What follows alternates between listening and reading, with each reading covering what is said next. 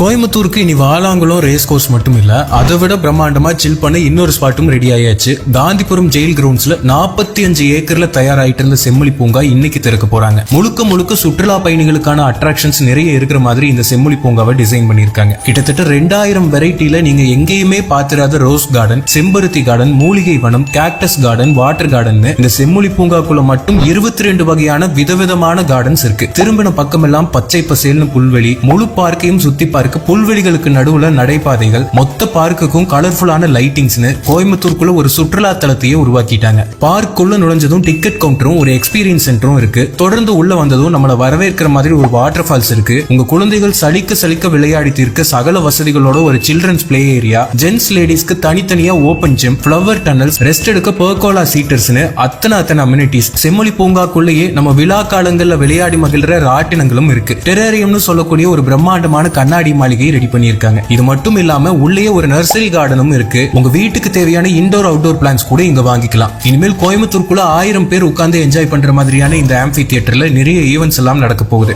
அழகா உள்ளேயே சில ஹெரிடேஜ் பில்டிங்ஸ் எல்லாம் ரெனோவேட் பண்ணி வச்சிருக்காங்க. ஸ்டூடெண்ட்ஸ் படிக்கவும் வேலை செய்யவும் தனித்தனியா பார்க்ல அங்கங்க ஏசி ஃபெசிலிட்டியோட ஸ்டடி ஸ்டேஷனும் இருக்கு. அவுட்டோர் டைனிங்கோட ஒரு ரெஸ்டாரண்ட்டும் உள்ள இருக்கு. உள்ள நிறைய செல்ஃபி பாயிண்ட்ஸும் ஆட் பண்ணிருக்காங்க. தமிழ்நாட்டுல அழிந்து வரக்கூடிய 2000 வகையான அரிய மரங்களை இந்த பார்க்ல வளர்க்க போறாங்க. இங்க உருவாகி இருக்கிற தாவரவியல் பூங்கால நம்ம தமிழ் சங்க இலக்கியத்துல சொல்லப்பட்ட 219 ரேரான தாவரங்களையும் மரங்களையும் நட்டு வச்சிருக்காங்க. திரும்பின பக்கம் எல்லாம் அழகழகான ஓவியங்கள், நம்ம சங்க இலக்கியங்கள்ல படிச்ச கடையெழு வள்ளல்களோட சிற்பங்கள்னு கண்கொள்ளா காட்சியா இருக்கு. இப்படி எக்கச்சக்கமான சிற்பம்சங்களோட கோயம்புத்தூர் மக்களுக்கு ஒரு